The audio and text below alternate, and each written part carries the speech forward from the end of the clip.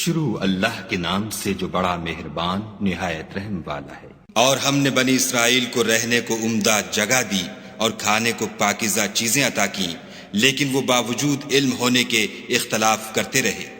بے شک جن باتوں میں وہ اختلاف کرتے رہے ہیں، تمہارا پروردگار قیامت کے دن ان میں ان باتوں کا فیصلہ کر دے گا۔ اگر تم کو اس کتاب کے بارے میں جو ہم نے تم پر نازل کی ہے کچھ شک ہو تو جو لوگ تم سے پہلے کی اتری ہوئی کتابیں پڑھتے ہیں ان سے پوچھ لو، تمہارے پروردگار کی طرف سے تمہارے پاس حق آ چکا ہے،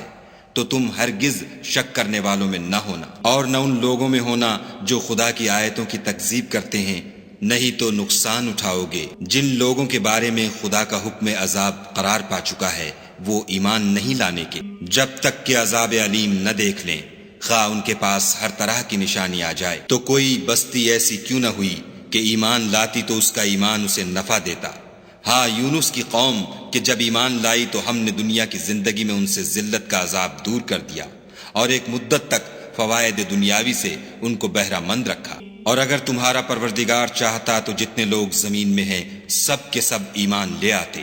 تو کیا تم لوگوں پر زبردستی کرنا چاہتے ہو کہ وہ مومن ہو جائیں؟ حالانکہ کسی شخص کو قدرت نہیں ہے کہ خدا کے حکم کے بغیر ایمان لائے، اور جو لوگ بے عقل ہیں ان پر وہ کفر و ذلت کی نجاست ڈالتا ہے۔ ان کفار سے کہو کہ دیکھو تو آسمانوں اور زمین میں کیا کیا کچھ ہے، مگر جو لوگ ایمان نہیں رکھتے ان کے نشانیاں اور ڈراوے کچھ کام نہیں آتے۔ سو جیسے برے دن ان سے پہلے لوگوں پر گزر چکے ہیں اسی طرح کے دنوں کے یہ منتظر ہیں۔ کہہ دو کہ تم بھی انتظار کرو، میں بھی تمہارے ساتھ انتظار کرتا ہوں۔ اور ہم اپنے پیغمبروں کو اور مومنوں کو نجات دیتے رہے ہیں،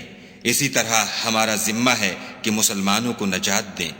اے پیغمبر صلی اللہ علیہ وآلہ وسلم، کہہ دو کہ لوگو اگر تم کو میرے دین میں کسی طرح کا شک ہو تو سن رکھو کہ جن لوگوں کی تم خدا کے سوا عبادت کرتے ہو میں ان کی عبادت نہیں کرتا، بلکہ میں خدا کی عبادت کرتا ہوں جو تمہاری روحیں قبض کر لیتا ہے، اور مجھ کو یہی حکم ہوا ہے کہ ایمان لانے والوں میں ہوں، اور یہ کہ اے محمد صلی اللہ علیہ وآلہ وسلم سب سے یکسو ہو کر دین اسلام کی پیروی کیے جاؤ اور مشرکوں میں ہرگز نہ ہونا، اور خدا کو چھوڑ کر ایسی چیز کو نہ پکارنا جو نہ تمہارا کچھ بھلا کر سکے اور نہ کچھ بگاڑ سکے۔ اگر ایسا کرو گے تو ظالموں میں ہو جاؤ گے، اور اگر خدا تم کو کوئی تکلیف پہنچائے تو اس کے سوا اس کا کوئی دور کرنے والا نہیں، اور اگر تم سے بھلائی کرنی چاہے تو اس کے فضل کو کوئی روکنے والا نہیں۔ وہ اپنے بندوں میں سے جسے چاہتا ہے فائدہ پہنچاتا ہے، اور وہ بخشنے والا مہربان ہے۔ کہہ دو کہ لوگو تمہارے پروردگار کے ہاں سے تمہارے پاس حق آ چکا ہے،